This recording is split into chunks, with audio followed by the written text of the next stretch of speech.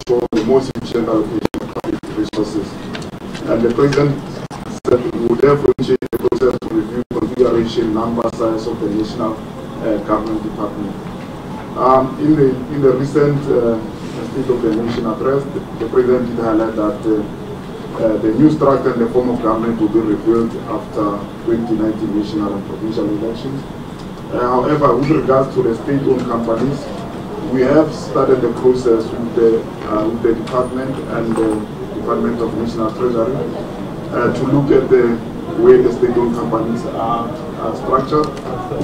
We have been identifying assets that are suitable for to classify them as non-core assets, and also we have worked in terms of looking at the involvement of private sector in terms of these entities. So we are making progress in terms of identifying the non-core assets and deciding whether, given the financial challenges that some of the state-owned companies are having, whether these non-core assets in the state-owned companies need to be held or need to be disposed. So there is that conversation that is going on, and we'll be making the proposal to Cabinet in that regard. One of the points that the President made relates to the number of state-owned companies that are facing severe financial operational governance challenges. And the President said we'll need to intervene decisively to stabilize and revitalize SOCs. In this regard, we have put plans to put in place the right skills and expertise to manage these companies so that we can shift focus from immediate stability to long-term sustainability. And this talks to appointment of boards,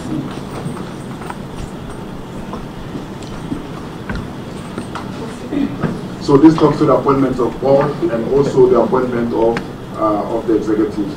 And we'll give an update in terms of the number of SOEs where we have changed the board and also where we have appointed new executives. We are working with policy departments to find an appropriate structure of state-owned companies, and this follows the work of the Presidential Review Commission, and we are in the process of developing what we call the shareholder management bill. So that work is ongoing. This one relates to ESCOM. The recent action we're taking at ESCOM to strengthen governance, root out corruption, and restore its financial position. And in the beginning of the process, we are going to embark on. We will go into details with regard to this one when the minister arrives. But suffice to say that the President have announced that the ESCOM needs to find a new business model to take into account the root causes of its current crisis and profound distinction and relative cost and market penetration of energy resources. Particularly, we are aware that the clean technology and want ESCOM to play in that space. So we will be embarking on the process of establishing 3 separate entities: generation, transmission, and distribution under the ESCOM holding. So we'll spend more time in some of these slides after the presentation to the issues at ESCOM and one of the things that we have mentioned in the State of the Nation is that government will take further measures to ensure that closing companies fulfill their economic and environmental mandate. The point that was highlighted that we need to confront the reality that the challenges that some of our state-owned companies are structural and that they do not have sufficient revenues to fund their operational costs. So the work that we've been doing for the year in terms of responding to this directive was that it is critical that state-owned companies are fully self-sufficient to be able to develop to fulfill their development and economic role, and where SOCs are not able to raise sufficient funding from the banks and from the capital market and from the development finance institution or from the FICAS, we will need to explore other mechanisms such as strategic equity partnership or selling off of a non-strategic asset. So that process is continuing. We continue to review the assets of make sure that we optimize those state-owned companies and to find the optimal asset base of this company.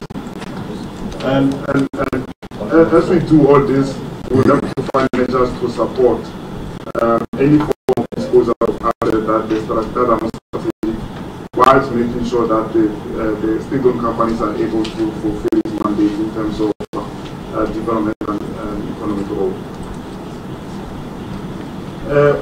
One of the things that was noted in the State of the Nation address last year was that some of the areas cannot borrow their way out of their financial difficulties, and therefore undertake a process of consultation with all stakeholders to review the funding model of SOEs and other measures.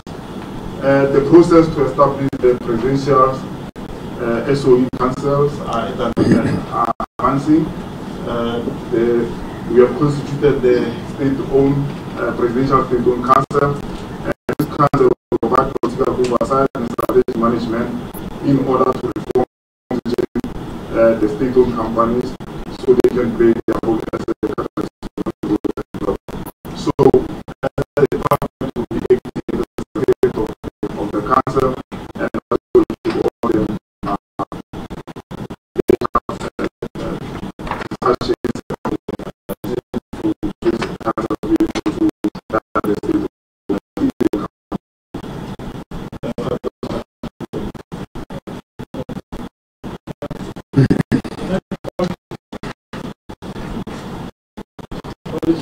The next point speaks to the appointment of boards, ensuring that there is adequate skills and expertise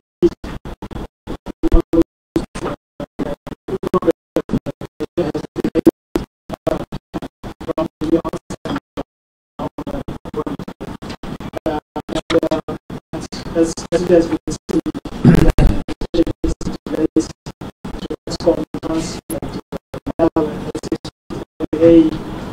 and SAFCO being able to get new expertise to help us guide these particular entities. And of course, the work is not complete. There's still a lot of work that needs to be done in terms of getting the right executive and management into place in addressing some business practices that have taken root in our businesses. On the issue of turning the tide on corruption in our institutions, the interventions have helped a great deal. We have seen the clearing out, if you may put it that way, of executives that have been implicated in numerous reports that made their way to the public arena at a number of these SOCs. And there's efforts now that are underway to recover some of the funds that have been proven to have been either contracted illegally, the entities, private entities involved, or where it could be proven that it's going away as soon as it Transnet has been very vocal and been the public arena for the work that they are doing to recover monies related to the purchase of locomotives. About 509 million that they recovered from China CRRC relating to the purchase of 100 locomotives which were sourced from the Chinese and the Japanese. And also it has been proven that not only were the contracts for the 1064 locomotives problematic, in that there was a payment of about 17.4 billion. The Transnet Board is dealing with this that particular amount. At ESCOM, we have seen McKenzie being taken to task, and the 902 million that was covered. Of course, with regard to Janelle, we know that there is now in the population. Some of the executives there that were the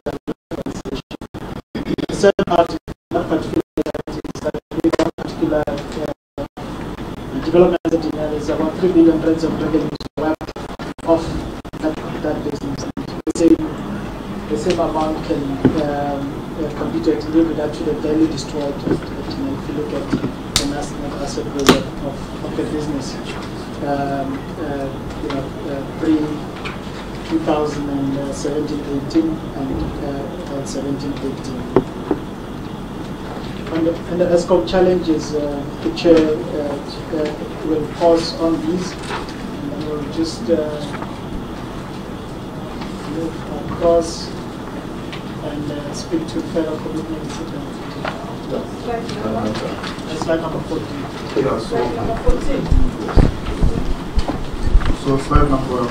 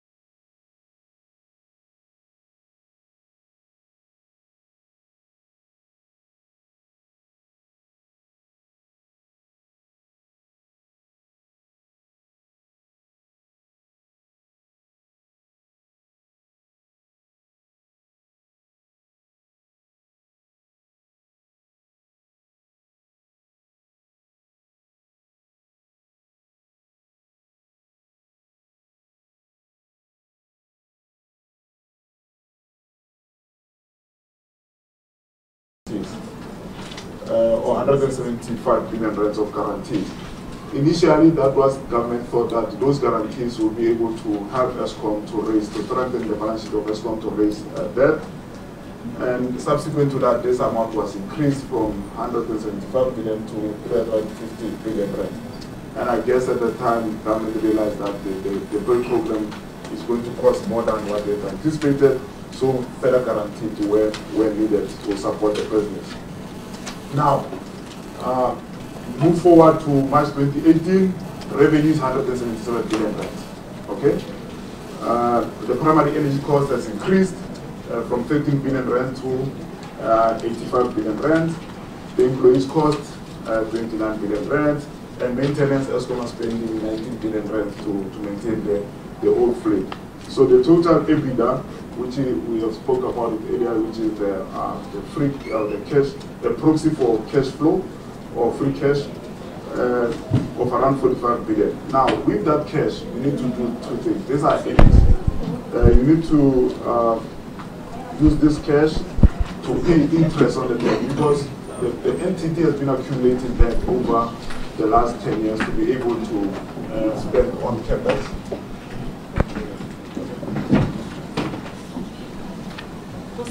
Okay. Okay. To spend on capex. So now they need to continue to service this debt. So they've got 45 billion rand.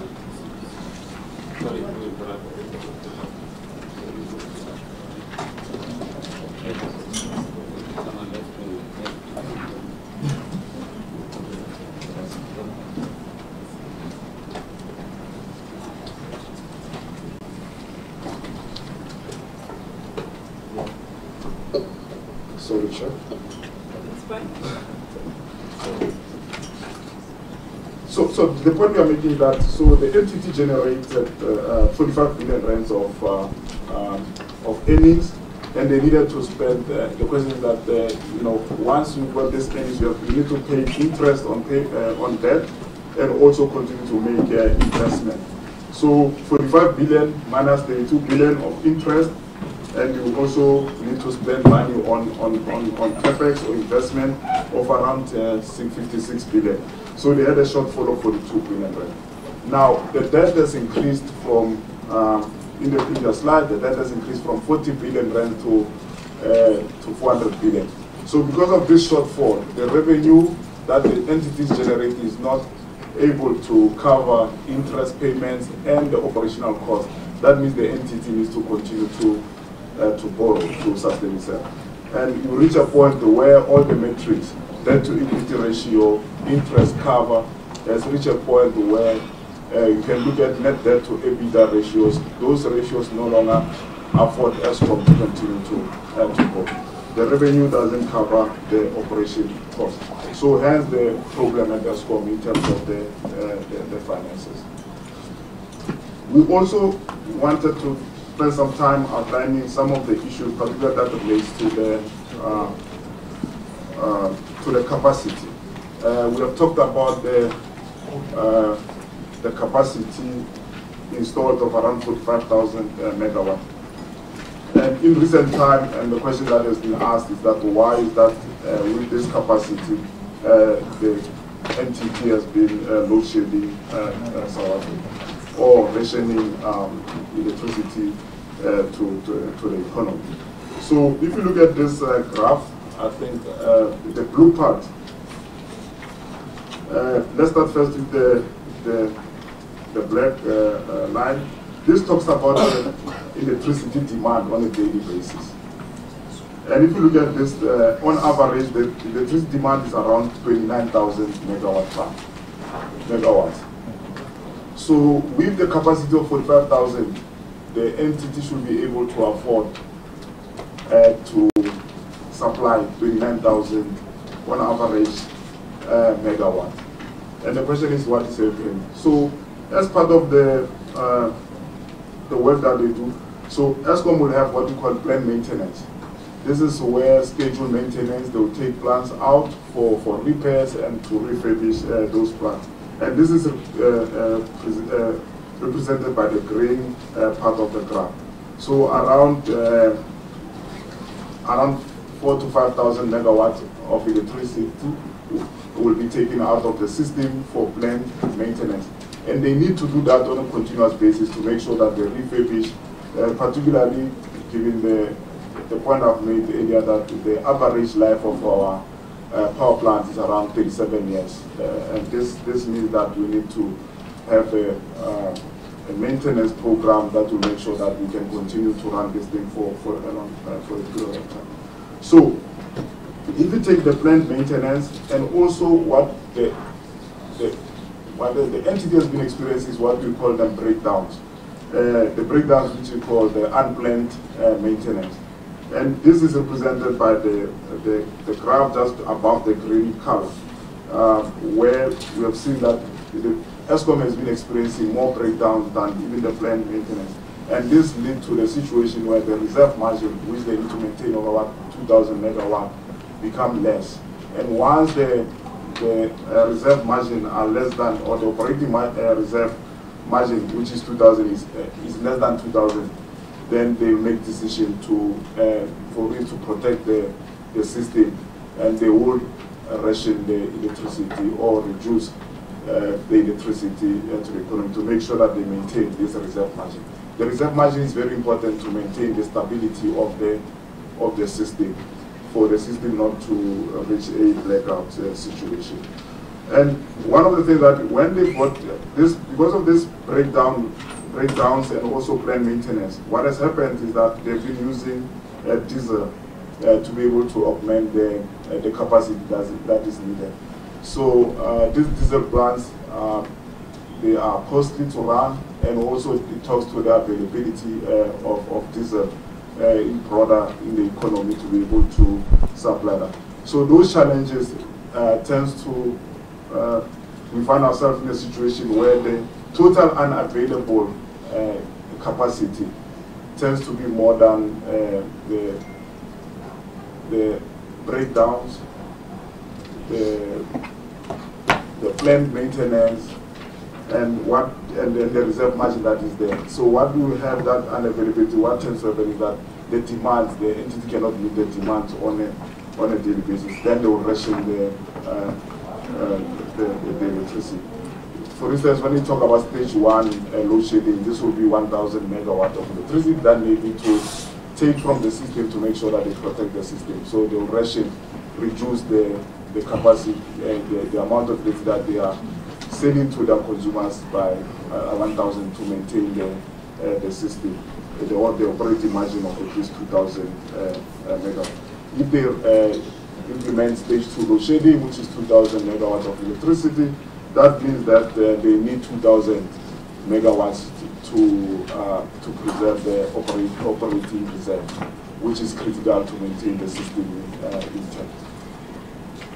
So, to accommodate particularly unanticipated plant maintenance, they've been using the diesel plant, which we refer to as the OCGT, which tends to consume or utilize more of the resources of the country. Okay. So,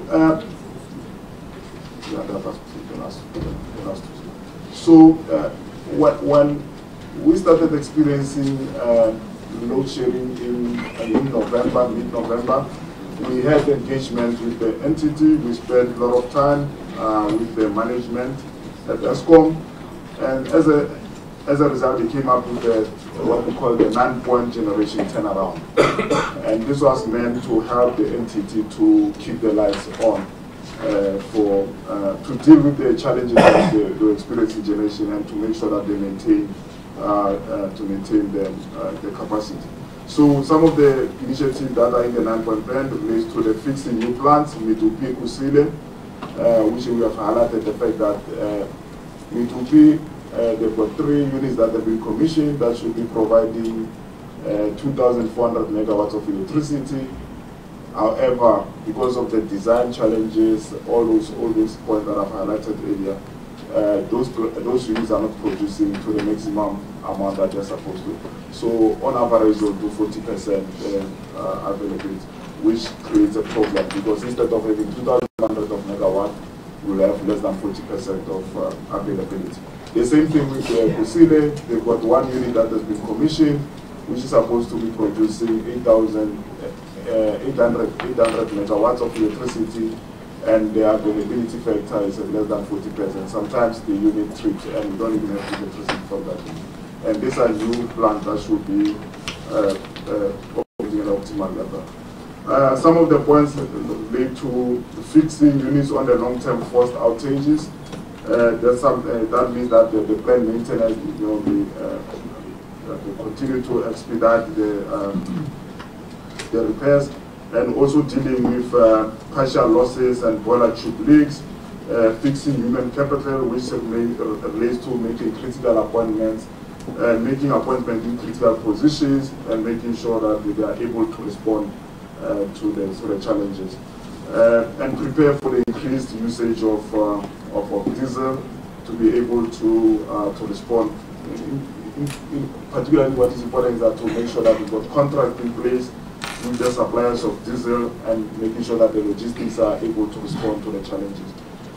And one of the points that they have to do in the 9.10 is to prepare for the rain, implement measures to reduce the impact of rain season on coal supply. And lastly, to fix the coal stockpiles. That means that they needed to increase the amount of coal available per station. This is the context in terms of the state of the nation addressed by the president, and the comment or the pronouncement that the president made at the state of the nation address.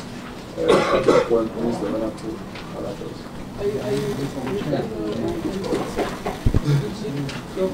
So this is part of the SONA commitment of the 2019, which I was just providing context to this comment. Thank you very much for your mic switched off. Thank you. Thank you very much, Acting DG. Honorable Minister, you're most welcome. We did receive your apology through the Acting DG, and we appreciate that you were able to request to the President to come and join us in this meeting. I hope you are ready now. You have grasped where the ATDG and please add political issues. Thank you. Thank you, Chair. Once again, apologies for the delay in getting here. Couldn't finish what we had to finish in Cabinet early enough to be here. And I haven't seen many of the members this year, so happy New Year belatedly. Although it's going to be a very short year as we head up to the elections. I also want to provide some context, Chair, to some of the current crises that Eskom is going through, so that we can then meaningfully have a discussion on both what the issues are, what challenges are, but also how do we see both in the short and longer term some of the solutions that we are looking at. So the first point, because human memory tends to be short these days, to remind ourselves, particularly this is the committee which had the inquiry into Eskom. And in your report, you said the following, that the collective conduct of the previous Eskom board and management rendered Eskom potentially financially unsustainable due to irregular procurement, mismanagement, and non-compliance with existing policies, and saw the purging of highly qualified, experienced, and skilled senior staff members. That's from your report. And there's no doubt that as we look deeper and deeper into the issues confronting Eskom today, the issue of money, mismanagement, getting rid of good people, replacing them with compliant people, and in particular allowing the level of corruption that took place has altogether damaged this very important institution. And this doesn't just go back for the last few years, it goes back many years. And so today we're dealing with the cumulative effects of all that has happened before. And that context, I think, both for yourself and for the public is very important to understand. Secondly, it's also important to remember that the new board, because there are lots of pundits out there who comment about various things without checking their facts. So let's get some of the facts on the table.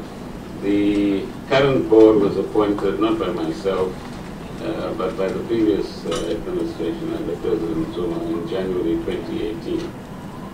And nonetheless, they are trying their best. I met with them 2 days ago for many hours to both understand the issues at hand, but also initiate some of the actions that we're going to talk about, some of which I spoke to in the chamber yesterday. The acting DG has been through the issues of cost overruns, etc., but the crisis that Eskom finds itself in today is, if you like, in three broad categories. Firstly, it's a structural crisis. In other words, the current structure of Eskom, where we have generation, transmission, and distribution, and a whole lot of other entities like Eskom Finance, Eskom Insurance, etc., is not a manageable entity in the current environment, nor is it consistent with the manner in which such utilities are being managed elsewhere in the world. So in accordance with that, you will know that the President, in his SONA speech, said that security of supply is absolutely imperative, both for our economy but any other economy as well, but also for every household in South Africa that relies upon electricity for basic things from cooking, students who are studying, and other household chores that we actually require energy for.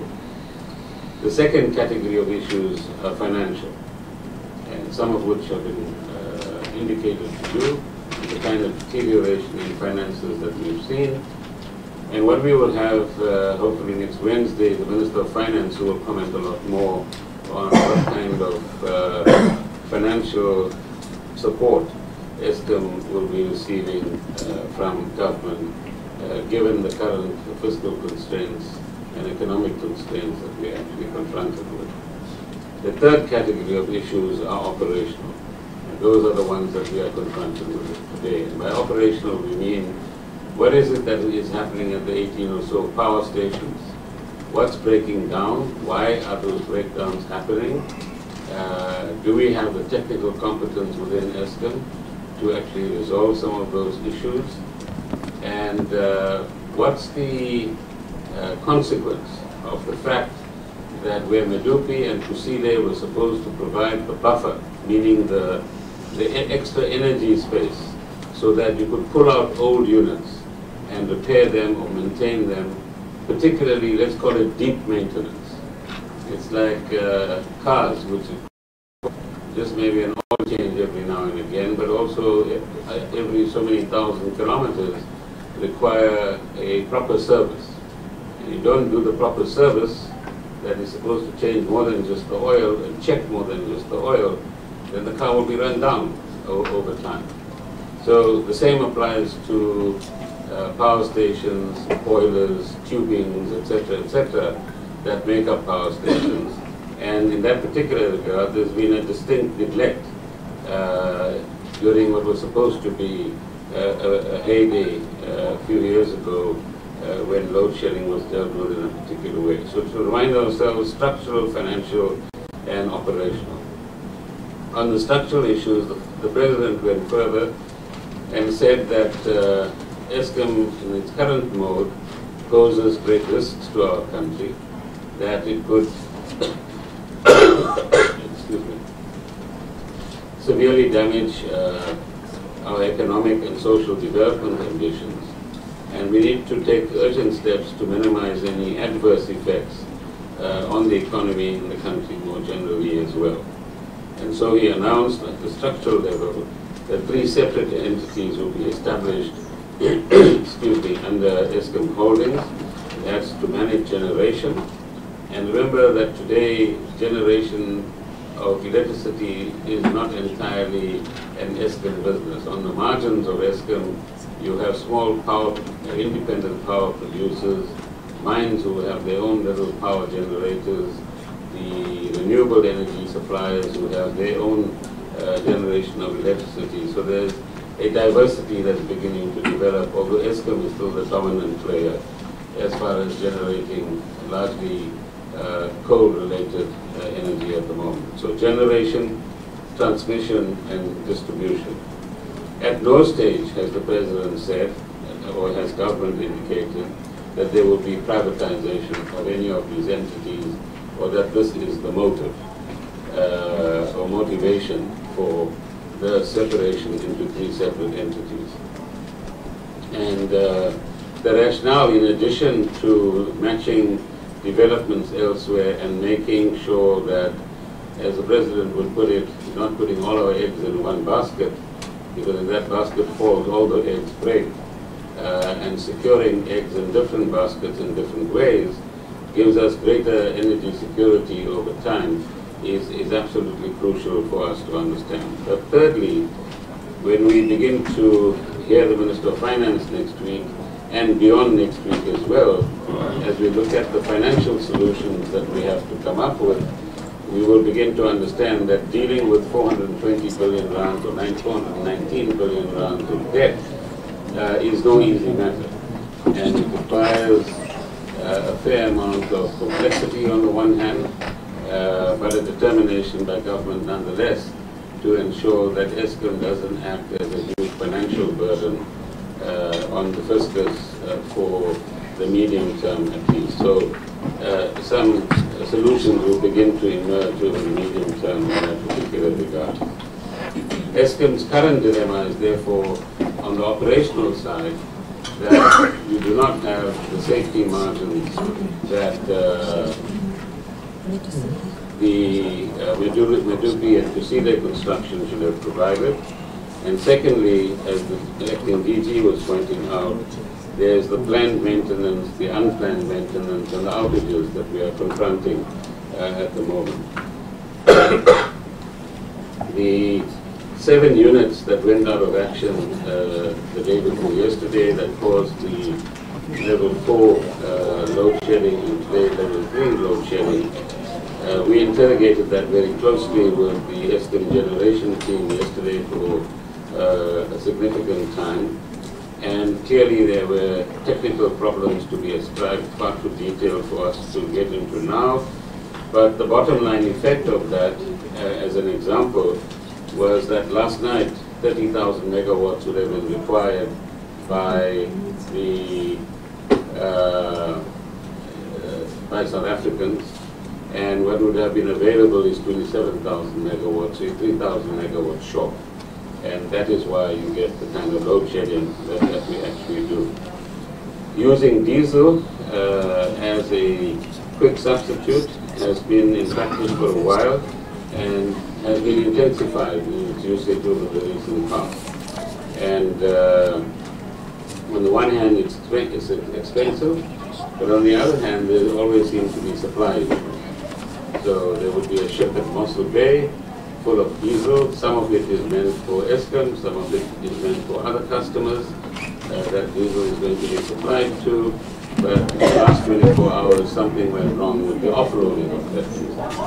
And it wasn't timeous enough for us to actually ensure, or Eskom to ensure that diesel reached it in time. So there are reliability issues as far as that is concerned. I want to make it very clear, Chairperson, that government is very aware of the fact that these sorts of outages, apart from causing huge traffic jams and a huge amount of frustration in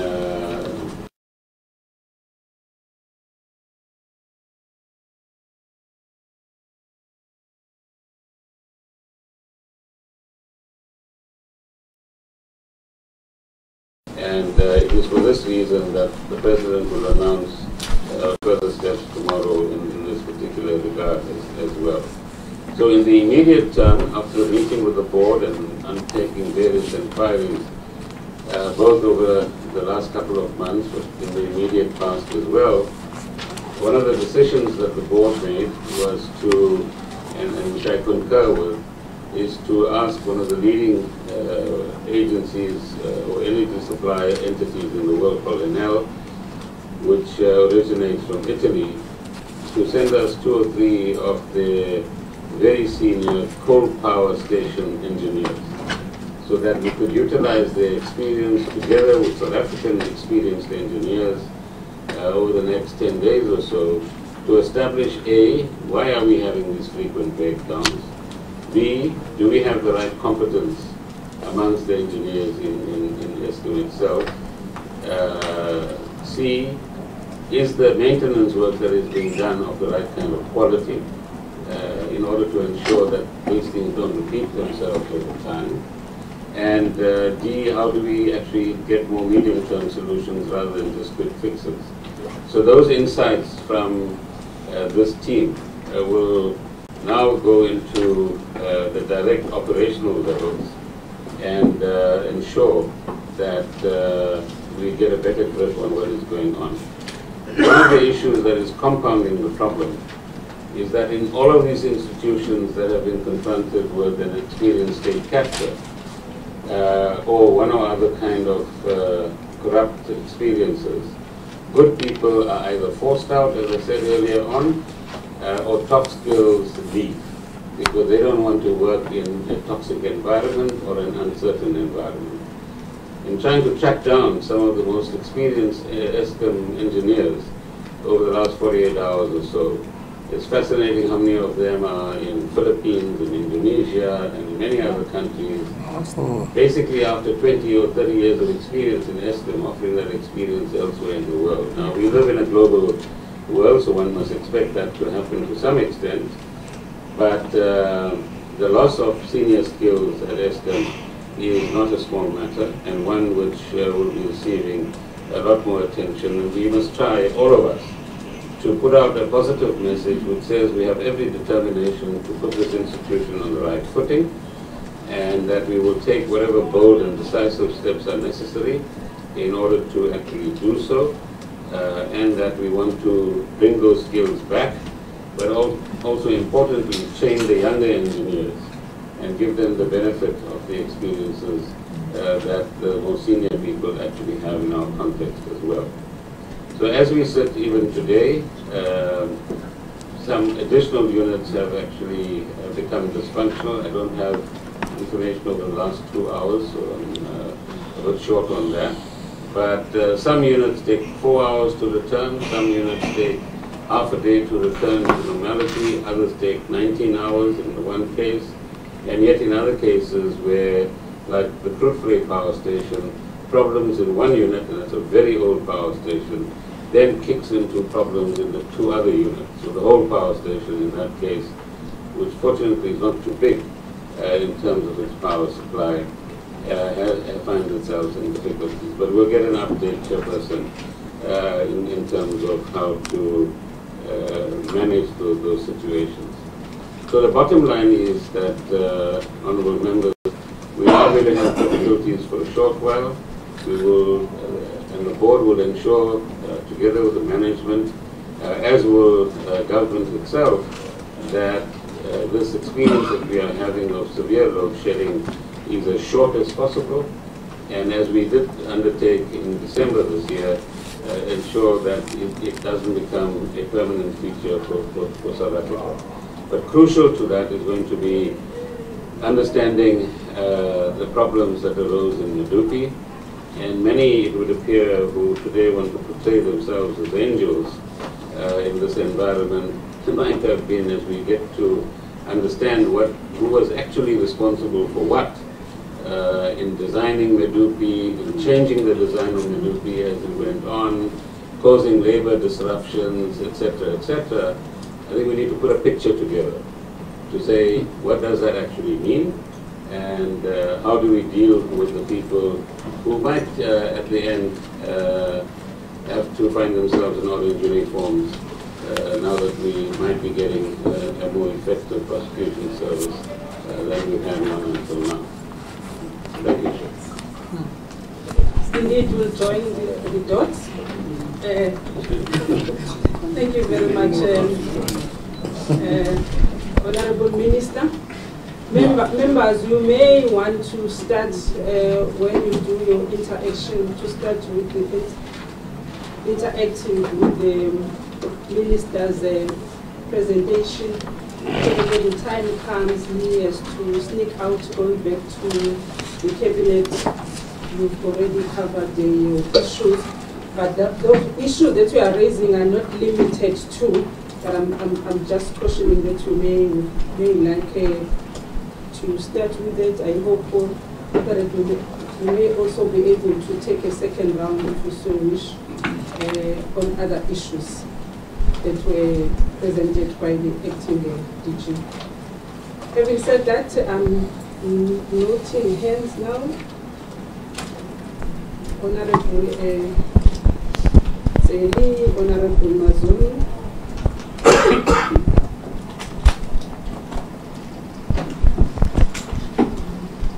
Honorable Swart, Honorable Singh, Honorable Khawula. I'll come to that.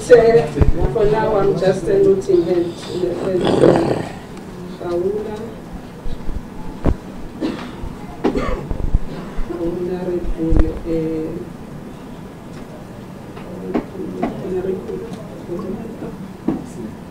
Okay, I'll rearrange it on stage.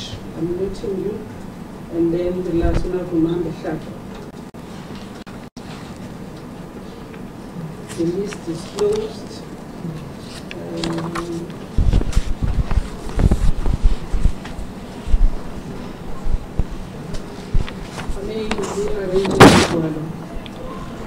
Thank you very much, Minister.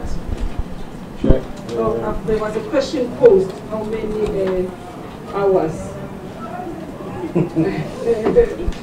Each member. Let's say 5 minutes.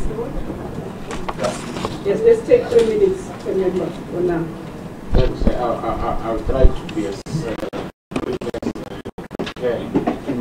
but let me welcome the presentation by the acting DG and the briefing by the minister. I think we welcome measures that have been put in place by the minister and the board to ensure that load shedding is as short as possible. I think we welcome those measures. The first one is a concern that the document, I think it was, I'm told, it was delivered, this document was delivered to the members late yesterday, which in a way disempowers the members in one way or another to engage. But we will raise issues for clarity and we will proceed with the engagement as such. Obviously, we can't expect a lot in terms of progress with regard to the issues emanating from the son that was presented by the president yesterday on Thursday last week. But we obviously expect progress in terms of the work that has been done by the department and the board and the minister. The issues emanating from the 2018 zone. My worry is that in the main, the progress as alleged by the NDT comes in the form of pronouncements by the president last week. All I'm saying is that the progress as alleged to me lacks specific actions that have been, in terms of issues that have been done by the department to attend to the issues as alleged by the president. We appreciate the progress as well. Slide 6 we appreciate the progress that has been made in terms of dealing with issues of corruption. I'm looking at the money that has been recovered from Mackenzie and Trillion, the issue of the executives that have left the country, of some of the corruption issues that we've been talking about. The issue of self-sufficiency of the resources in general, without being specific, I will appreciate if we can updated from the side of the department. What is it that we can do so that all these agencies become self-sufficient in the long run? I'm looking at slide 23 and 27. They've covered your 20 minutes. Yeah. Would you like to come back for the second one? I do not come back. I can assure you I won't come back. Slide 23 and 27. There is a statement which says irregular expenditure in the mail from Subcol and Trustnet has been caused as a result of the cleanup process. I would like you to clarify that particular statement, because the impression it creates is that in the process of us trying to do the right things, more problems are arising. So I'll appreciate if you can just try and clarify that statement. I've seen it there, slide 23 and slide 27, while you're talking about that. Yeah. Thank you very much. Honorable Mazoli. Thank you, Chair. Chair, I'd only like to interact with the Minister, if I may, and then I'll come back to the other entities later, because I think the biggest crisis facing our country at the moment is the crisis at Eskom. Minister, I'm sure you're not sleeping at the moment. I know many of us aren't, worried sick about what's going on. I'd like to thank you for the proactive steps that you've taken and many of the bold statements that you've made. Minister, I'm sure you're going to agree with me that we now live the consequences of joining the dots. We joined the dots and we now find exactly what kind of damage those who we had before our committee, when you were part of this committee, and now those that are being spoken about at the Zondo Commission have done to our country. Minister, it still goes to say that these people sit amongst us. They are still in entities. They still have say over things. Minister, can you please, from your side, just brief us? I mean, there are only so many charges that we as members of the opposition or members of the country can lay against these people. We desperately need supplementary affidavits and evidence that we can get people behind bars as soon as possible. It's something that the country is incredibly frustrated with, and as are members of Parliament, that as I said yesterday, what exactly does it take to get arrested in this country when we can prove that never mind you're guilty of stealing money, but now when you take on an entity like Eskom, Minister, I go so far as to say they're guilty of treason because they have brought the sovereignty of our country into account. Minister, you say not too long. Eskom is telling us to expect these load shedding occurrences to occur until April. Now, April and not too long are two very definitive ways of looking at something. So please, Minister, we need to know what is the real story. Chair, Minister, we had a ministerial task team. We had a war room that was looking after Eskom. That was run by the then leader of government business, who is now the president. What happened to the ideas of that war room? We then heard about another war room that was brought into existence with professors and experts. Is that war room operational? Is that war room offering expertise? Minister, I'm incredibly worried about the industrial action that's being threatened. I think that threatening industrial action at this point is also treasonous. I think anything that puts Eskom at further risk at the moment is treasonous. Comments have been made. People will be taken down. Minister, if Eskom goes down, this country goes down. It's actually simple. What kind of plans are in place to protect our campus and to protect our power stations from possible industrial action that could take place? And if it does take place, what do we do to push those people aside and get people in to make sure that those power stations remain operational?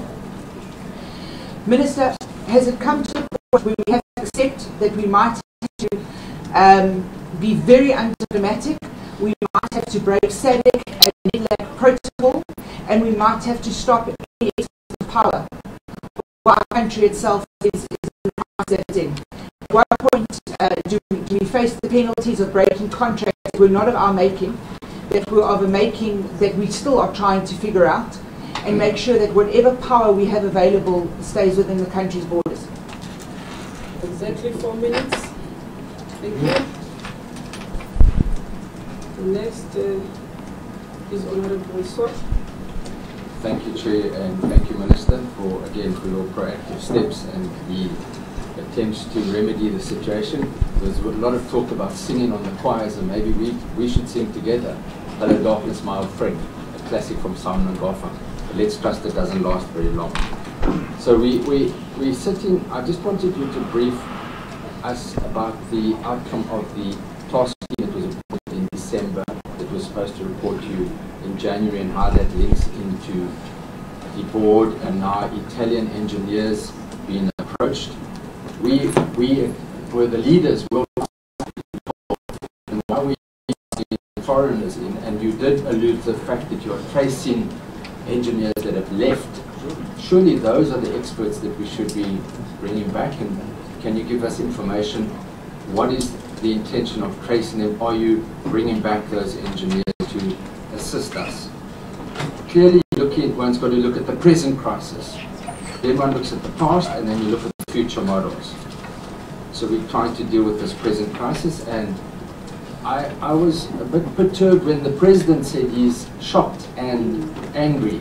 I don't understand that. Surely he's briefed continually. How can he, who was fully aware of the situation over so long, being part of the war room, being regularly briefed by yourself, be shocked and angry? The public is shocked and angry. I'm shocked and angry. We sat together. We understand. I'm not playing politics now, but we understand where this came from. But I don't understand how the President could say that he's shocked and angry at this. Surely it is foreseeable. We saw what was happening in December. We saw the build-up. Last year, this time, we sat here and we were told we've got a surplus capacity. Everything's fine. Everything's fine. Do you remember? And so we see a situation where we did a deep dive. But to me, and it's complex. It's complex. We understand state capture. We understand issues going right back to Hitachi, Medupi, Kusile. There is political accountability. You apologized. I would think the ANC government needs to apologize in general for the situation over 10 years, over 20 years. When one looks at slide 11, there to me is the key. Slide 11 indicates revenue generated 40 billion to 177. Primary energy cost from 13 billion to 85 billion. Maintenance, 6 billion to 80 billion. There is your problem. Maintenance has been reduced dramatically over the years. 50% over the last 4 years, and that is one of the big issues that we are faced with. Now, the acting CEO, Oberol, said, Eskom has assembled teams of specialists to rectify the major defects in technical work streams established with the contractors. That's the Medupi and Kusile. It is shocking that these are all falling apart. They are brand new. Minister, how are we going to address this? And will litigation be instituted against those contractors? 1 minute left. The last issue that I wanted to raise is the issue, Chair, again, the criminal action. Yes, corruption, state capture, we're fully aware, we've crossed the dots. Chair, I would again plead with us, we need an urgent briefing by the Hawks, by the NPA. We are grateful for this new investigative directorate, but we need a briefing, and I share my colleagues' sentiment that we want to see people behind bars and we want to see money being recovered. Chair, business rescue, just quickly, Optimum is in business rescue, that is... Oh, have you? Okay, and then just that Clyde Bergerman is in business rescue, and that is causing problems at the one Medupi and Kusile. Thank you, Chair. Thank you. Most welcome members who realized that I've already added 1 minute. So much.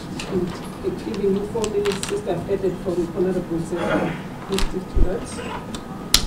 The next is Honorable Singh. Thank you very much, Chairperson. I'm sorry I came in late, Minister, during the briefing. I was at Chief Whip's Forum. But, Minister, one cannot overemphasize the question of a time frame. And I know you don't have a magic wand in your hand to tell us exactly when, there'll be some sanity restored in terms of supply of electricity in our country. But is there a possible time? We're hearing end of April, but is there more certainty than that you can assure the South African public that something's going to be done about this? Minister, the question of the disestablishment proposals and other proposals, is Labour on board? Is Labour honestly on board, working with the department, working with government to find a common solution to this problem? When I look at the slide that we have here, slide 8, I note that the number of employees increased from 32,000 in 2007 to 48,000 in 2018. That's 16,000 more employees. And in that time, can we honestly say that productivity increased? And was it in line with the demand out there? What really happened? Are we employing people for the sake of just employing people, or are they there to be productive? The third question, through you, Chair, Honourable Minister, is the Department of Government at large investigating the issue of possible sabotage? And if so, what is being done? Because we hear about, labour sabotage from contractors, possibly alleged sabotage. Is there any kind of investigation that's going on? This question is, millions of tons of coal are being exported to all parts of the world, China, India, etc., etc.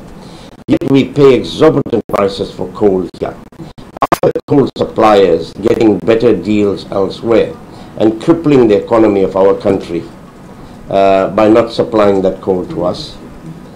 And lastly, because I want to save you time, Honourable Chair, are there any discussions with Treasury? We're going to hear a budget being presented next week with regard to this debt we hear Soweto 28 billion rand, and it's increasing, growing at $1 billion a month.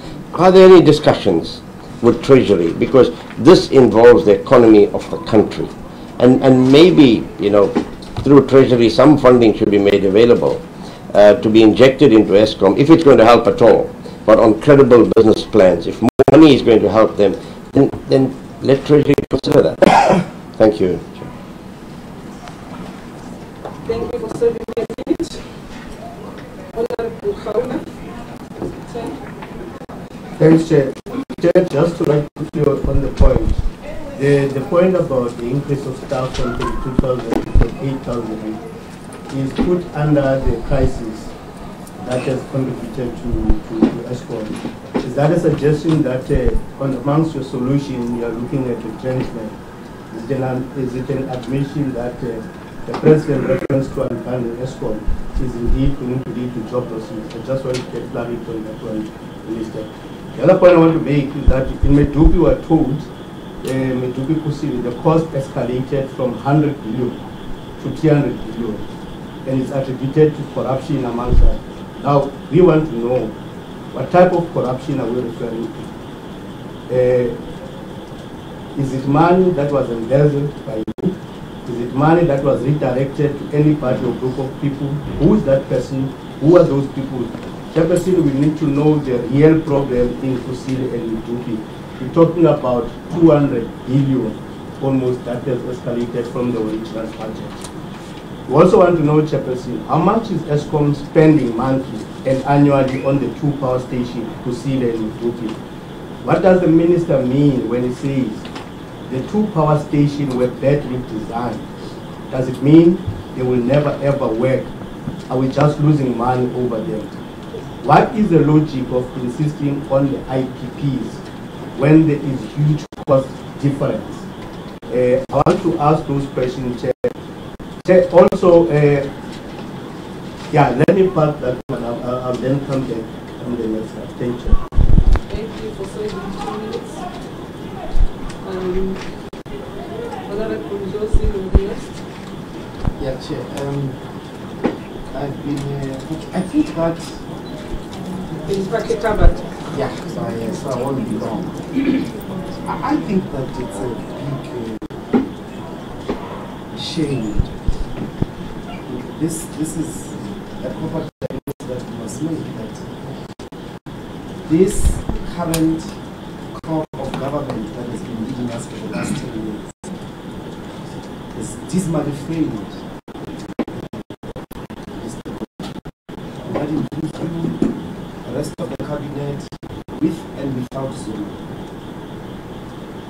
I think this crisis that we find ourselves in is squarely put in your hands as generally an incompetent and an incoherent group of individuals.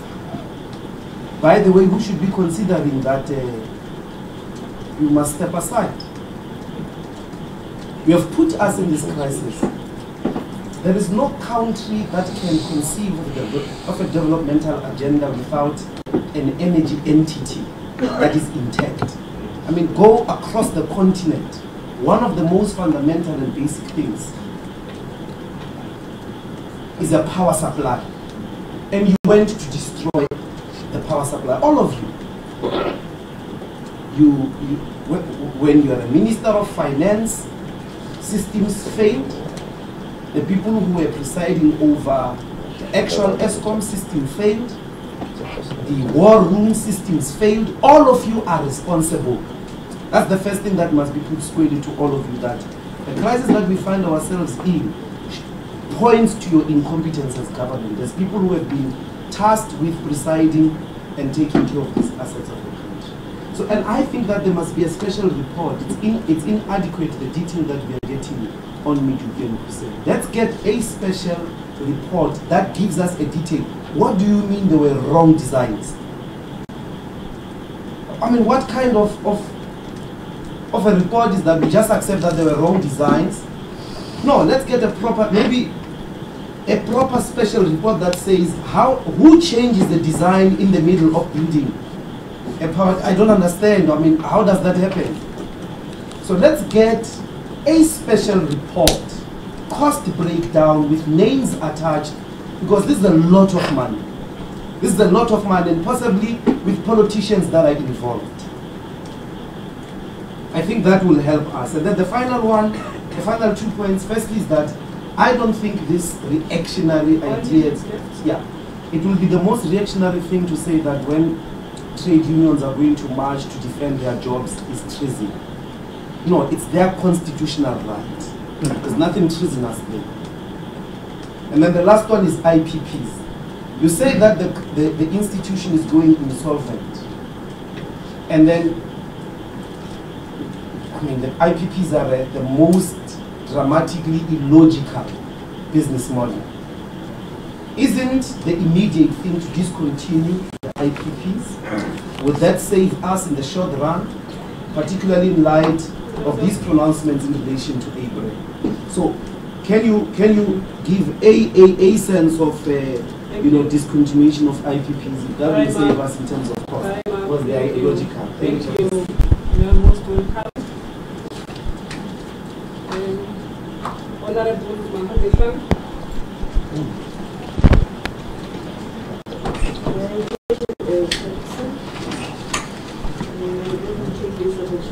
Welcome the presentation by the department and the presentation by the minister. On slide 8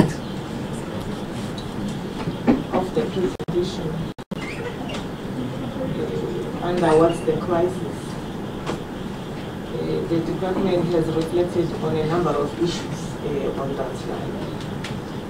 One being maintenance and other issues. ESCOM has about 11.5 billion that is reserved to catch up on the backlog in terms of the maintenance and so on. So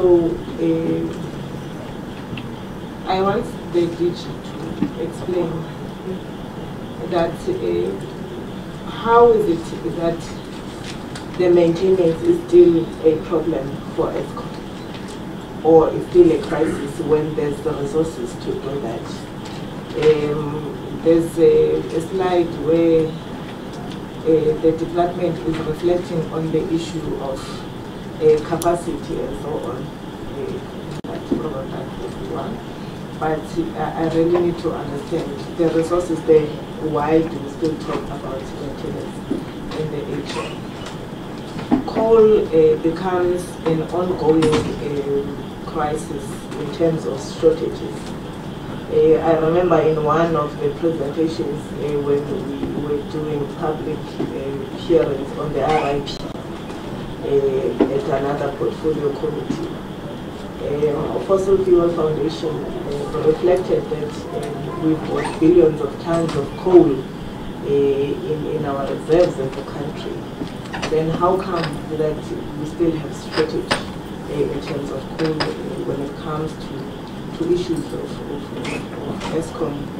And I don't understand what it means when you say human error is amongst the crises that we have in terms of maintenance. I think I need a clarity as well on that. On slide 9,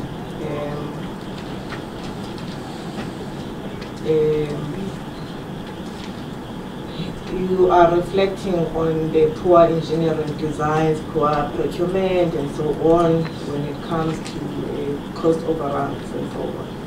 Now, what are the implications to the electricity security supply if we have such issues of crisis when it comes to Dupi and Kusile, and what measures in place to really try and solve this particular problem, other than sending people to wear orange overalls, because that would not be enough in terms of solving the crisis that we have on this particular issue. On slide 12, Acting DG, you alluded on the issue of the honourable member could spoke back to the previous point. On slide 9, cost overruns.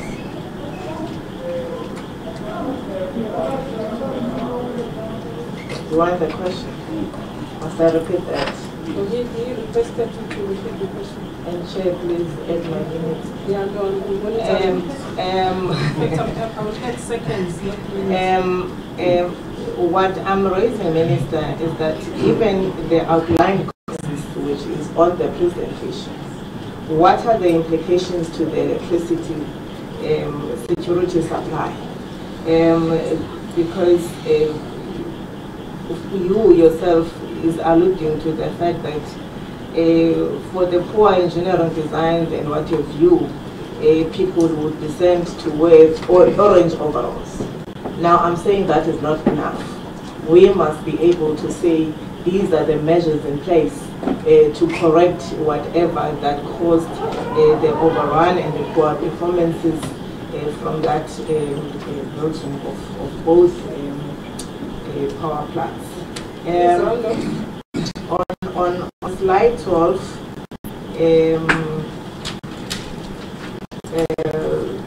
DG, on slide 12, it is as if that load shedding is inevitable when you present it there. Now, you are saying that margins becomes less. Now, NERSA requires that ESCOM must, or generally the prescripts of NERSA, ESCOM must have about 19% in the reserve margins. Now, as things stand, ESCOM has about 23% in the reserve margins. Now, in my view, a logical sense does not suggest that we must load shed. Now, when you say that margins becomes less and less and less, what does that mean? I need a clarity on that as well. Thank you, Chairperson. Honorable Rancho, you are the last, very last. Thank you, Chair. Chair, mine is I've got very few points to raise. I am also disturbed and perturbed by the reaction of the President and the way he responded to the load shedding in his briefing or in his press briefing. When load shedding is about to begin, we are notified. But this time it happened just randomly, and we were not expecting it because, Minister, remember in December you said the CEO, the people at ESCOM must not go on holiday. They must work around clock and make sure that there is no load shedding. Now I am not sure that you want us to accept that load shedding will happen, and therefore communities will have to accept that there is this pressure on our system in the utility. But there were people that were working around the clock to make sure that this doesn't happen. And it's really hampering the economy of the country. What then do we say to the people of the country? What do we say to the ordinary people on the ground when we meet them over this weekend? What words must we respond with to them? Because really, when they see us, every member of this committee, when he or she is seen in the street, the first question is about ESCOM. The issue of the expertise that are being that were removed. Some of them are writing emails to us. I'm not sure, Minister, if you do receive those emails, that they want to come in and help. I will send them through to you. If you don't receive them, Minister, I'll send them through to you. I want also the DTG on Alexa, no DTG for whatever. Can you further explain on the Alexa offices that are being closed? Because this has been, that are going to be closed in Johannesburg. This has been on the agenda for a long time. How do you respond to this? What is the problem with this office? How can you not close an office if it's not efficient, or if it's not working well, or does not have work? What is the problem of closing it down? The last is on the Medupi, and I would also like to have an explanation, a clear explanation on the wrong design, or wrong design of Medupi. And does it mean that the whole structures will be then collapsed? Or when you say the design, what type of design? Where are the designs? Is it internal issues, or are you speaking about a design of this power station as a whole? Thank you. Thank you too. Thank you for sticking on time. Thank you very much, honorable members. I was generous. I added 1 minute in all the members. Yes. You, the chair. No, I had to control you. I had to control you. Thank you very much, honorable members. Honorable Minister, would you like to start, and then the acting DG will follow with the questions that are directed to the acting DG. Thank you very much. Or when you so wish to defend the DG. Thank you. Thank you, Chair, and thanks to the members for both the comments and the questions, some of which I will respond to. The Honorable Seri, when you say that we didn't report properly on the 2018 SONA, about April, May last year, we gave regular reports on on the 2018 SONA. What is happening in each of the entities, what board changes, management changes, financial progress or lack of progress, and the shift to business models. So we need to update you on the more recent information, but there have been updates, so unless we have a misunderstanding on that question. The self-sufficiency of SOCs that you raise, I would guess at this stage, only Transnet will be reasonably self-sufficient, in the term in a broad sense. Although they have many, many problems that have been hidden that need to be resolved. And the details in which the chair of the board sometimes talks about, but they're doing a very good job of reorientating the business and also essentially dealing with the same problems that each of the SOCs have been dealing with. Transnet was better at mastering some of the things that they were really after. The irregular expenditures, well, you remember that auditors also played a part in helping to mask what happened at SOCs. They signed off on audit reports that didn't fully disclose any corrupt transactions, corrupt tenders, and didn't ask the right questions about the irregular expenditure. So as new senior management came in and the new audits were done last year, more disclosures began to come onto the table from the staff themselves in various entities. So you had a correction, if you like. For some years they were hidden. Now you have a correction, so it shows a jump. And in some cases, quite a significant jump as well. We still haven't held the auditing firm sufficiently to account for their role during the state capture period as well in masking things.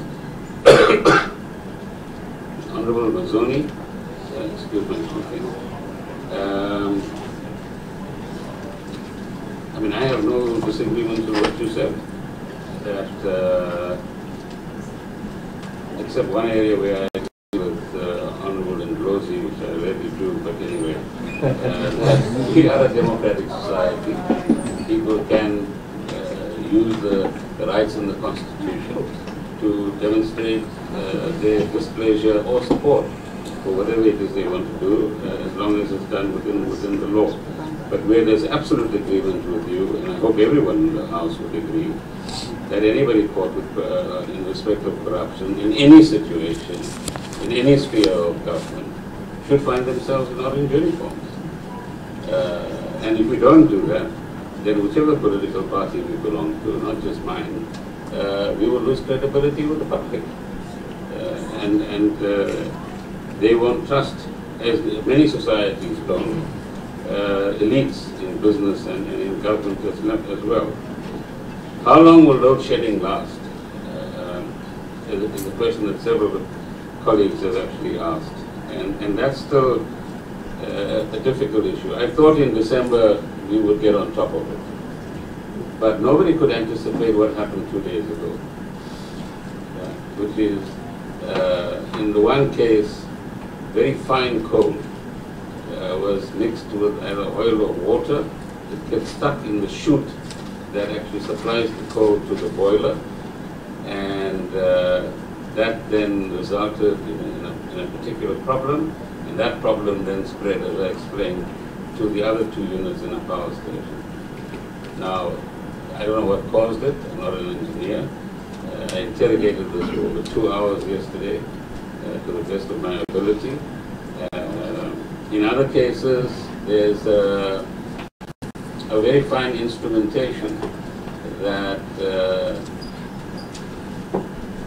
gets triggered if you use a cell phone in a power station. So cell phone signals. Cell phones are not allowed in that context. And where you have a particular wave, inverted commas, beginning to impact on that instrumentation, it could then disrupt the operation of a fan. And these are not small fans that we are used to, they're huge pieces of metal. And that then goes out of control, so it knocks you out for anything between 4 and 6 hours until they can sort out what happen, and we're still waiting for reports on some of those details. But what I would like to assure is that everything is being done to ensure that we minimize shedding. And hopefully in the next 10 days, once we have a better grip on some of the technical issues. Honorable Swart says, why bring foreigners? Well, I don't think we should worry about whether expertise is foreign or not. Any number of consultants in South Africa are foreign. And foreigners could be from African countries as well. And use whatever expertise we need as an emergency. This is an emergency. We need to understand quicker, sooner rather than later, what's the problem. Because if we don't understand the problem, we're not going to get anywhere near the solutions. So let me come back to you, Chair, on what some honourable members have been asking for, is what is this time frame that we are looking at? And I'm not happy with April. Let me make it clear. But not being happy is one thing. Looking at the logistics of making sure that some of the security of supply happens sooner and more creativity is applied to that is I think the task at hand that we actually have. There's a few colleagues who asked about the ESCOM Sustainability Task Team that the President established late last year to report to him by the end of January, headed by Professor Eberhard and about 6 or 7 others. And so they don't report to me, they report to the President. They have submitted an interim report to him, and I think we can use the parliamentary channels to. And he's spoken about some of the recommendations, including the creation of the 3 entities and the kind of risk and importance of this as well. So I think he's best placed to respond to that.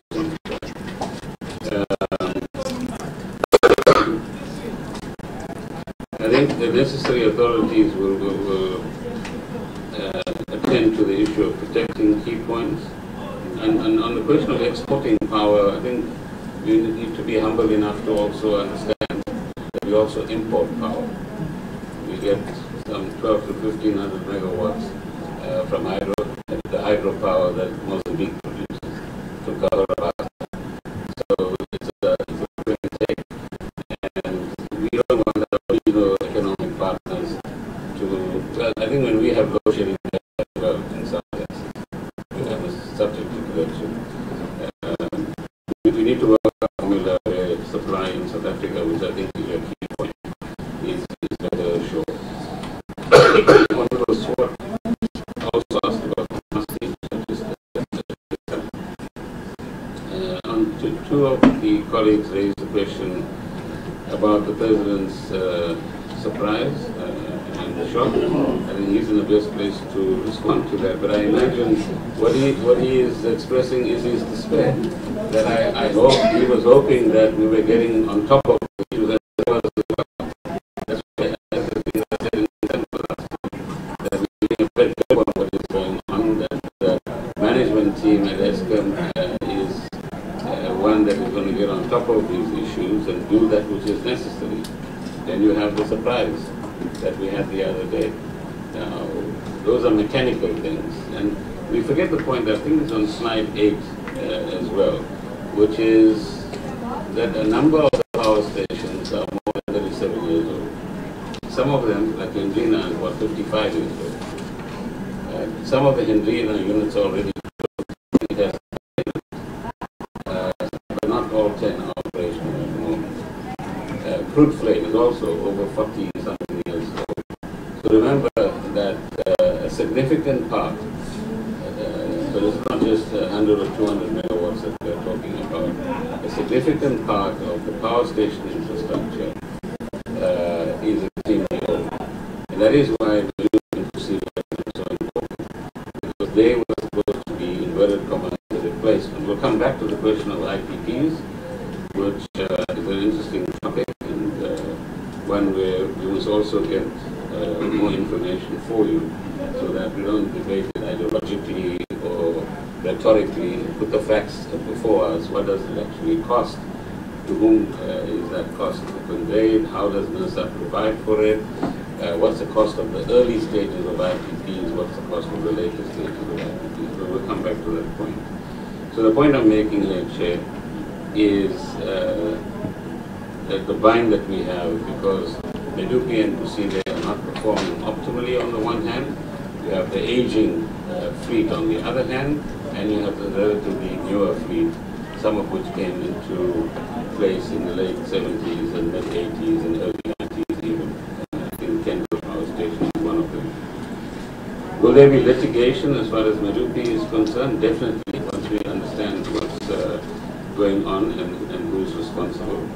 Remember that the state capture process has messed up many systems, including procurement systems, which applies to coal, oil, and a number of colleagues want to know who benefits. Yeah, we all want to know who benefits, because if they're benefited inappropriately, and that is public money that is finding itself into the pockets of the wrong people in whichever institution, then we must be agreed that they must face the consequences of the law and the full might of the law.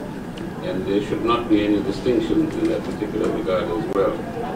On the question of the hawks, I think Honourable Swart has been making that point for about a year now, if not more. And it's for the committee to take the initiative. But law enforcement must now come to the party. They must now come to the party. The President can't, nor can a minister, nor can any of us sitting in this room go and arrest anybody, or charge anybody, or prepare a docket for prosecution. That's their job. And they should do it without fear or favor, regardless of who is involved, and not regardless of what they've actually done to damage the situation. There's no doubt that the business rescue process, we were beginning to tell Honourable Swat to round up, but the business rescue process at Optimum is not optimal. Right? Forget that. It's taking too long. Workers haven't been paid since November last year by the companies involved, but the anger is being misdirected. It's the Guptas who got everybody into the mess. It's they who have that mine under their control. It's whoever is trying to now manage that process is not doing it quickly enough so that the mine itself can become operational. So there are interesting questions though, arising from what the committee itself heard about how that mine was purchased and how coal supplies were manipulated. You take your mind back to the midnight sessions that we were having with various witnesses at the time.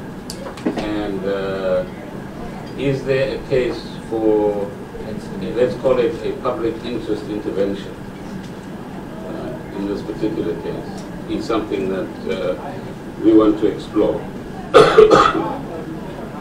Because it's not proper that workers are not paid, their families have to suffer the consequences of that, and in a process that should actually be very scientific. And remember that the longer that this uncertainty continues, the fees that go to business rescue practitioners, some of the lawyers in the House will know more about, is not small, to put it mildly. They take a percentage, am I right, of some figure. And those figures run into tens of millions of rands at the end of the day. The previous one was done very quickly. So Honourable Singh, I have addressed the time frame issue. I'd like you to give me a little bit of space to come back to you with ESCOM and their board on that particular issue.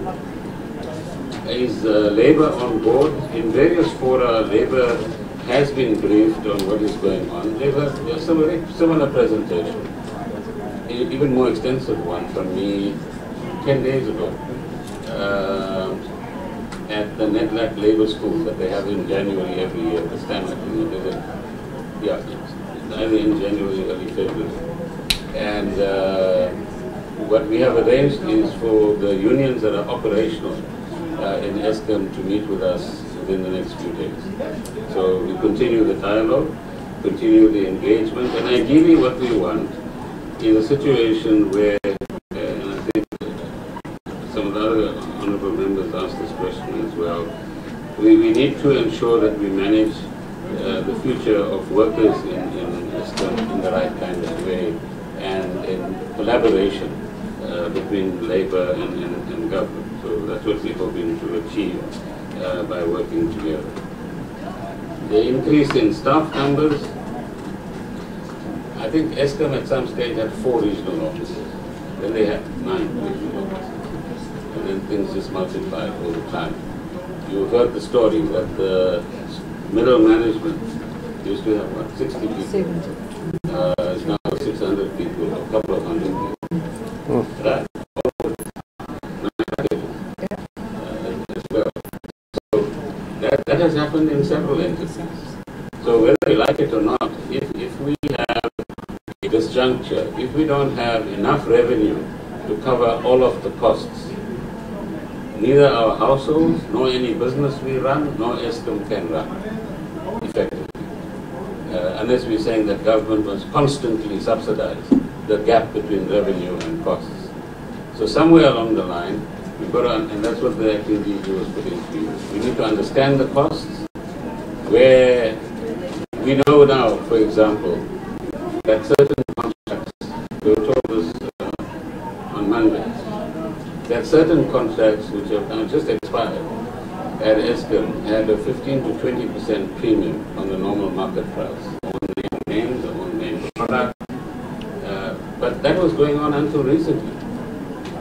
What else is happening there is something that we still need to discover. So it's easy to point fingers here.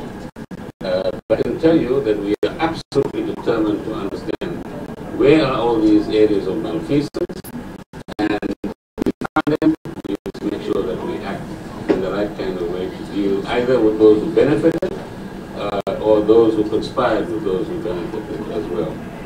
And there should be no doubt about our determination to actually do that.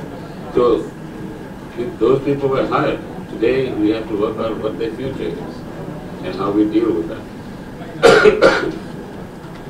Is there sabotage? I haven't seen enough evidence yet to suggest that there is. So let's look at the issue at the technical level and solve the technical problems. But I think all of us have a role, whichever political party we belong to. If any one of the other political parties gets 51% in the elections, they'll have the responsibility to manage Eskom. They'll have the responsibility to ensure energy security. So it's in our national interest, not party political interest, it's in our national interest to make sure that energy security is guaranteed for the next 100 years, if not more. So we need to leave some of our issues outside this door and see this as a national interest issue. And how do we work across party lines or whatever lines we have in order to secure energy on the one hand and the institution in its modified form at some level. There will also be an initiative shortly by myself and the department to call together the CEOs of coal mining companies and Eskom to understand what is the problem. Why aren't we getting either the right quantity, or why aren't we also getting the right quality in certain instances? You can't take the cash and not deliver what is required. I think most people are honest players on this regard, but if there's any mischief in this regard, we like the industry to work with us on this issue. On the debt, remember there's 2 types of debt that we are talking about. A debt that is owed to Eskom, by municipalities, and then there's a debt as a result of Eskom's borrowings. In respect of municipalities, that's the problematic issue. As President said, we must bring the issue of compliance. And the committee might want to take a view on that and become perhaps an activist on that as well. As far as the other debt is concerned, yes, we are in constant conversations with the Treasury, and the Minister of Finance will talk about some of these issues next week. I don't think anybody, including ourselves, are approaching the issue of costs with the determination to retrench anybody. Some have happened at a senior level in terms of the law, Section 189, I think it is. And so that there's some pruning that has happened there. But for the rest, we want to sit down, we want to talk, we want to understand how do we deal with the cost issues and how do we deal with staffing issues. And as the energy scenario changes, how do we also train and retrain people for new technologies that are emerging. So if we read and become familiar with what other countries are doing, the nature of national grids is changing, the concept of smart grids are coming into action. Today nobody talks about mega power stations, all the building power stations, the very small ones, so that they're manageable. And when Mr. Adele finishes the processes involved in the integrated resource plan, we'll have a better idea of what's the resource, what's the energy mix that we're going to have in South Africa. And that will then determine the role of renewables. So we refer to IPPs, but what we're talking about at the end of the day is primarily renewable energy, solar and wind in its various forms. We don't have hydro in adequate supply here. But we have a new development over the last 10 years, which is the discovery of gas offshore ships. Now, gas is cheaper than coal in terms of the energy production process. We give you the numbers. So, gas, which we thought we might not have, and other countries have, might be part of that energy mix as well. And that will also reduce the cost of electricity, depending on how long it takes to bring all of these things to fruition. Those things are not overnight. We'll have to plan for them as we go. Several colleagues have asked for better understanding of Medupi procedure. We will certainly try our best to get you a report in a few weeks' time, once we have the details available to us. And the logic of renewable energy is a very simple one. We've made commitments as a country on climate change in various international fora, and I'm sure that colleagues are well read on climate change issues, what's happening in the North Pole and South Pole, the Arctic and the Antarctic, and the melting ice. I saw recently an article which says that there was a sudden flood of polar bears closer to Russia in the north, because ice was melting near the North Pole or in the Arctic. So all these climate changes are going to impact on humanity as we go forward. So we do have a responsibility to future generations to reduce the emission factor. But we can debate the IPP question and the costs when we bring the details to you. Honourable Ndlozi's comments were an election speech, so I'll see some of it in that form, but the specific issues that he raises is firstly power supply. So we agree we want a situation, as I said earlier on, where for the next 100 years we give the kind of assurances that we actually want to give. And in as much as there are people who've caused the problems, I'm sure he's aware that there are many who are trying to solve the problems, but also resisted the creation of the problem as well. So we can debate that outside in a different forum when it is actually appropriate. On Medupi procedure, I said we'll come back on that question. On the labor issue and the marching, we agree with that. And when we bring you the numbers and the facts around renewable energy, we can then debate the discontinuation or otherwise. But let me say that there is a decision that we've made in government, and where you're right, is to renegotiate the first two, what they call bid windows. Those were the expensive ones. To find a way of persuading those suppliers, because costs are now probably a quarter, approximately, right, of what the original costs were. So the most competitive costs are about 43 cents to 55 cents per kilowatt hour at this point. But I don't want to report those numbers until I check them properly. So there is an effort where the Department of Energy and the National Treasury have been asked to renegotiate some of those terms so that both the supplier and ourselves and the cost to Eskom are factors that are actually taken into account. On the questions that Honorable Mohammed Shala is raising, the issue with maintenance and the human error factor is basically human error is lack of experience sometimes. On the other hand, contractors who come in and do shoddy work, and you don't have the experience to watch them and do that quality of work.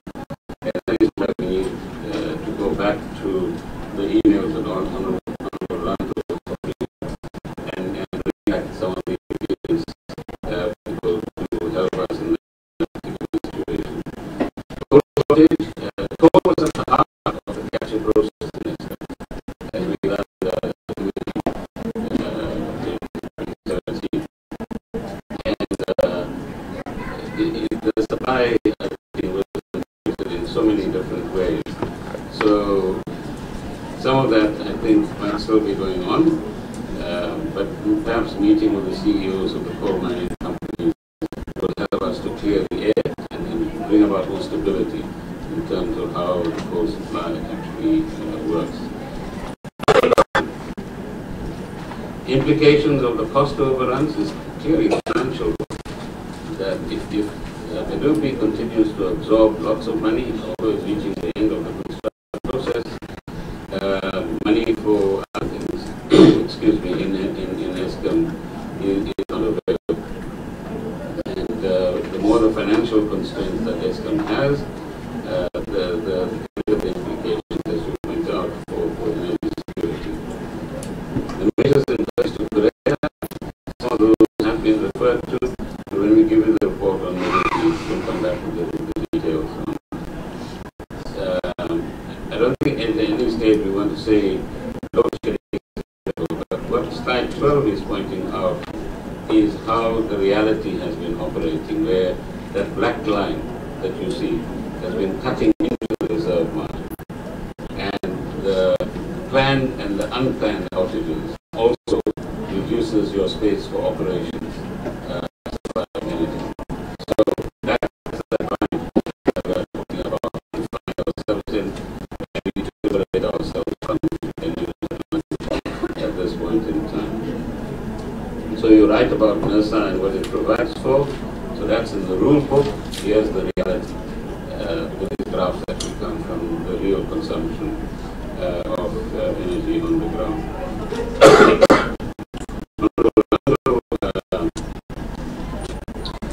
We say to the public and to yourselves that we are trying our utmost to ensure that we limit load shedding. And once again, we have to, and we're not afraid to do this, we have an obligation to apologize to South Africans for what we are confronted with now. But remember where we are coming from. We can do all sorts of blame shifting, but right now we are in office, we take responsibility, we want to solve the problems, and I believe that in time the measures that we are putting in place will give us the results that we actually need. And we believe we have the ability to mobilize all the resources that are needed to actually some of the challenges, or meeting some of the challenges that we need to. Alex, go and finish office. I'll get your permission. You can cover it when you respond to okay. He doesn't much respond. I'm trying to make life easy for you. I think yes, the issue of electoral office is on the we have instructed electoral.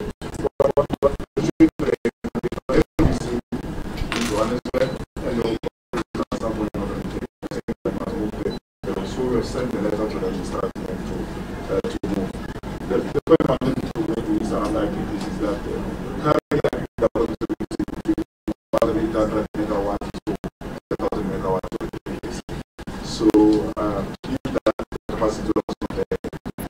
and the core of the ESCOM is track.